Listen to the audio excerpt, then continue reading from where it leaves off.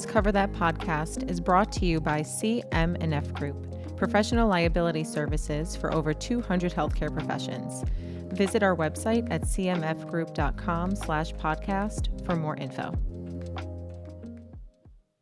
Hey everybody, it's Will Sullivan here with another episode of Let's Cover That with my co-host, Antonina Aguirre. And today we have with us Michael Curry, CEO of Apex Physics Partners.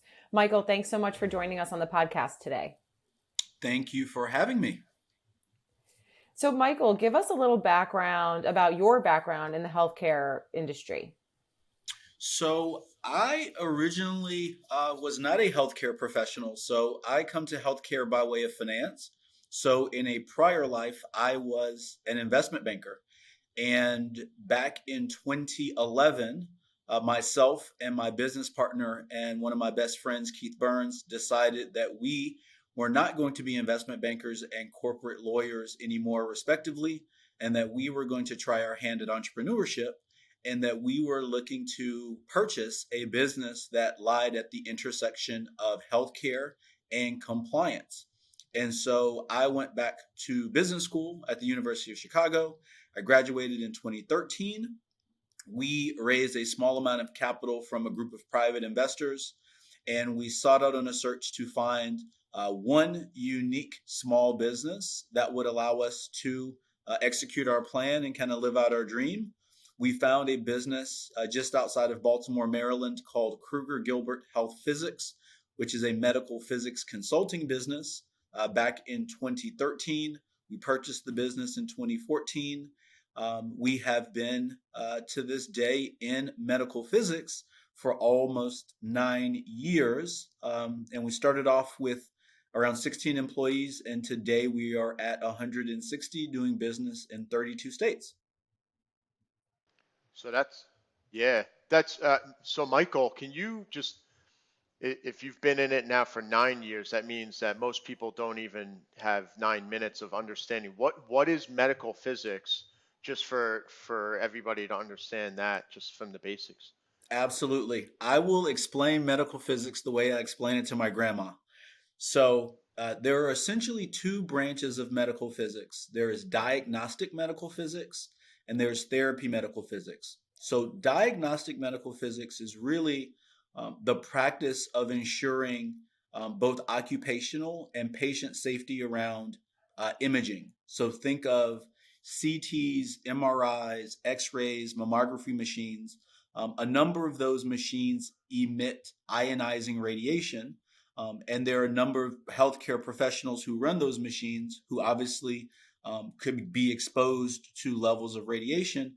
And the job of the medical physicist is to really advise a radiology program or an outpatient imaging program to make sure that they're meeting, local, state, as well as federal guidelines and accreditation standards for that equipment and overall safety of that program. So in the event that, something like nuclear medicine, where people actually ingest a small dose of radiation, if that were to fall or spill on the floor, that the facility has a plan and has protocol and training to deal with those situations. So that's really the role and the purview of a diagnostic medical physicist. On the therapy medical physics side, you're really talking about physicists who are working directly with radiation oncologists in the process of treatment planning for individuals who need high dose radiation treatment. So they are going into cancer clinics where they have tumorous cells, and they're working with the oncologist as well as a dosimetrist to develop a multi-week radiation treatment plan. And the physicist is responsible for making sure that where the oncologist and where the team have decided that the radiation needs to go, that it's properly going and hitting the cells that you want to hit, and that you're doing so in a way that it is limiting the impact of that radiation on the healthy cells. So in a nutshell, that's kind of what the therapy physicist is doing. So both very, very essential, but sometimes in the background of the delivery of care. But you really want those individuals with that training and that background to make sure that both, from a healthcare worker perspective, but more importantly, from a patient perspective, that that equipment is being used properly, and that the level of radiation that the general public is being exposed to is only being done safely and according to all of the rules and regulations. Wow, incredible. So tell us a little bit about Apex Physics Partners. What are you guys doing in the medical industry that's really filling a gap? So that's a really great question. So when we looked back in 2013, when we were evaluating whether or not to move forward with our investment in Kruger Gilbert, which was our first company, today we now have a portfolio of 8 standalone medical physics practices under the Apex umbrella. What we really saw was a need in the marketplace to serve 2 different ends. So at a facility level, what you find is that the medical physicist on the diagnostic and therapy side is really an integral part of that department and that team. And so that local connectivity, that level of responsiveness, that relationship and that trust that's been built over a number of years is really important. So you want to maintain and you want to promote that. With that being said, what you see in healthcare is healthcare organizations are growing larger and becoming more complex. And one of the chief aims and goals for your larger health systems, IDNs, and even your multi-facility, imaging groups and cancer groups is they are trying to deliver a consistent level of care across their portfolio. And so the challenge with, working with the number of local providers in each market is it's hard to standardize, the level of care that you want to deliver. And so the opportunity that we saw in the marketplace with Apex was, can we marry the very best of that relationship, that connectivity, that responsiveness, the trust that's been built by the local, physics provider with really the support and resources that a large health system would come to expect with one of their larger and more important vendors. So for example, large health systems are used to having quarterly business reviews with their vendors. They're used to having planning meetings to help kind of look into the future in terms of what anticipated needs are. They're used to having scorecards that objectively measure that you as a vendor are meeting and exceeding their expectations. Those are sometimes limitations for your local provider that's really good at providing the service, but doesn't have the back office and administrative and support infrastructure to really provide an overall client experience for a health system and allow them to meet their overall goals. The last thing that I will say is it's also kind of critically important for us to make sure that within our community, right, that there's an opportunity to elevate the position of medical physics within the delivery of healthcare. So as you all may not know about medical physics, there are a number of people within the healthcare community and even within hospitals and health systems that don't truly understand all of the ways that their medical physicists are keeping people safe and healthy. And so one of the opportunities that we also saw is by working together, we can take some of the very best ideas from all of these local practices and really support them with resources and get those ideas out at scale such that the great ideas in the Dallas, Texas market get the benefit of being exposed to in the Baltimore market or the Florida market or the Arizona market. And so again, it's kind of using this platform to ensure a higher standard of medical physics service in all of the communities that we serve. So that's great insight, Michael, for the medical physicist community. When you get into that, there's definitely, just like anywhere else in healthcare, there's like a talent shortage. And what is that looking as our general population in the US ages out? And how's that impacting healthcare? And are we actually bringing in enough people to continue to just operate the way we do today? But it's really like what you're talking about is really collaborative scalability.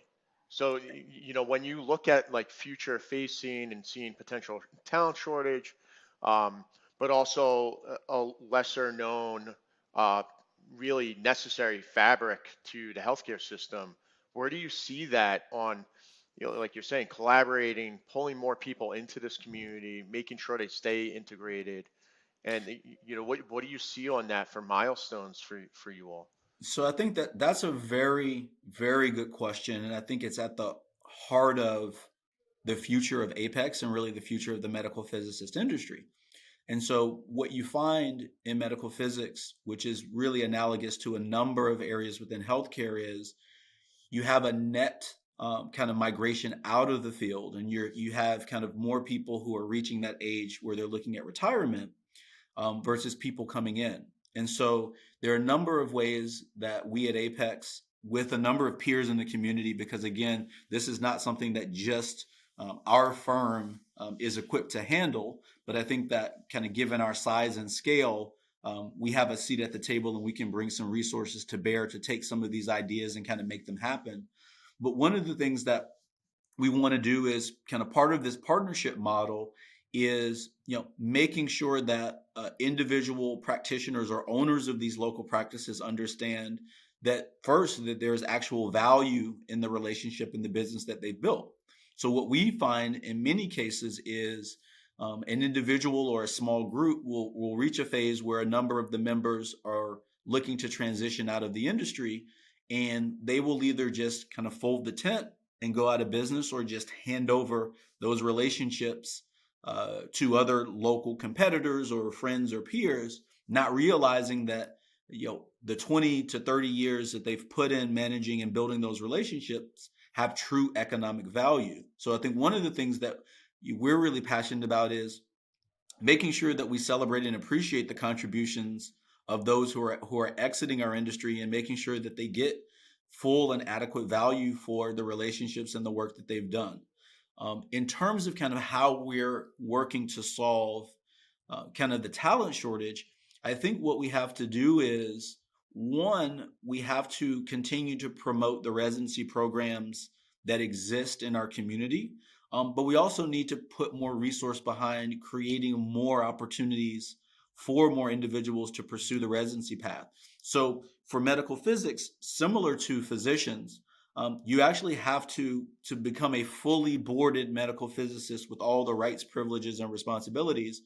Just like a radiologist or a radiation oncologist, you have to do a residency, right? Now, the number of residency positions currently available in the US relative to the positions that are needed to fill the gap, there's still a gap there. So we're in talks with a number of universities, with CAMPET, which is the accrediting body. We actually have residency programs internally, and we're thinking about how can we scale our residency programs to create more opportunities and more spots for more people to enter the space. But the other thing that I would say, Will, is you raise a really good point. Part of our goal is to raise the overall profile of medical physics, because you have a number of students who are in university who are talented, who are pursuing careers or degrees in STEM, but are not aware that medical physics is a career path. And so what I would say to anybody who is still in undergrad or even in grad school, who's thinking about a career where there is a 100% chance that if you meet the qualifications that there will be a career and a position and a path for you to have a very long, successful career, I would very much encourage you to do some digging and some research into medical physics, because it's an area that allows you to use your technical knowledge, but also use it in a way that is truly delivering outcomes for people in your community. So you get to use the physics and the science that you've spent your time, effort, and energy gaining, but you also get to apply it in a way that actually helps people. Mike, I love that shout out to the students. It's so important to continue to share the message of finding different and unique niches in the healthcare industry. And, there's not just 4 or 5 types of professions, there's just so many. And I love that message. So thanks for sharing that. Is there anything else before we wrap up today's episode that you want to let our listeners know, either about Apex or the physicist industry in general? I think in terms of Apex, I think what I want to share is it's really exciting to see and support people doing what they care about and what they're passionate about.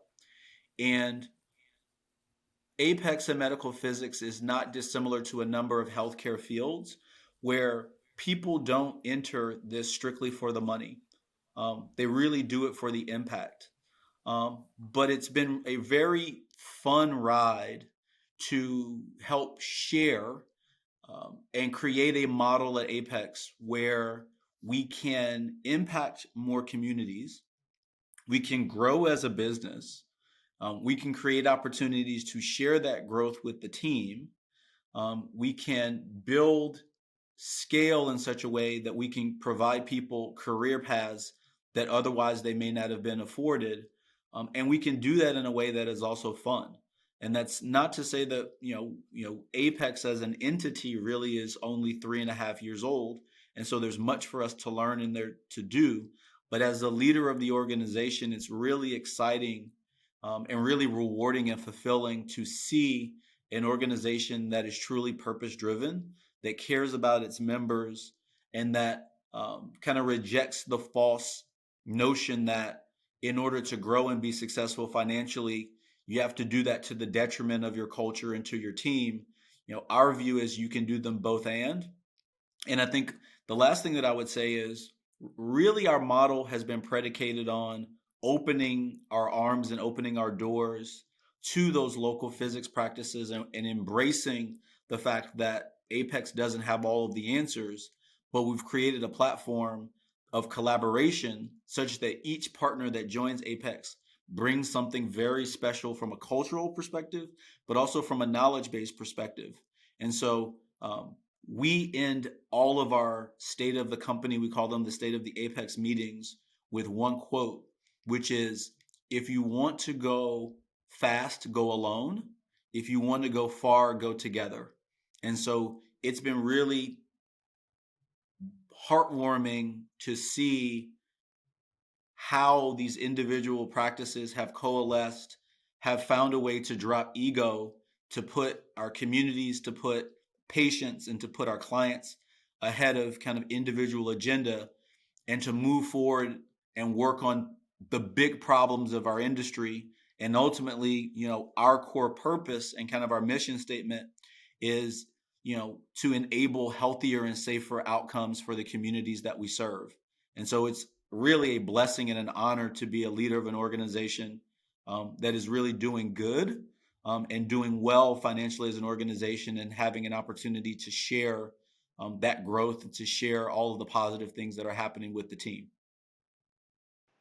I think it's really that's a great way of summarizing it, Michael. It's, when you leverage business as a force for good and you have that moral foundation that's built on its long-term success, it really exceeds people's expectations. And like you said, being blessed to be able to lead on this, I think it really pulls in people's real capabilities and natural talents, and dismissing the ego for something bigger.